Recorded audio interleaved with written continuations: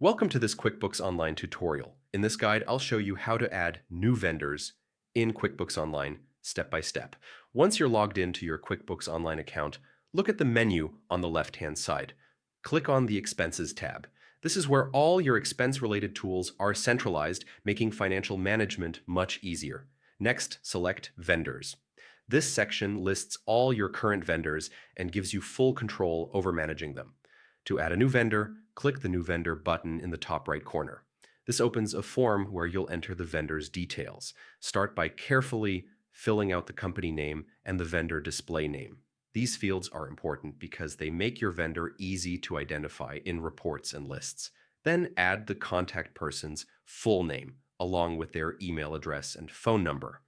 Accurate contact information ensures smooth communication whenever you need it. You can also include additional details such as billing address, payment terms, or tax information if needed. Once all the fields are complete, click the Save button. Your new vendor is now added to QuickBooks Online, and you're ready to record transactions or track expenses with them. And that's it.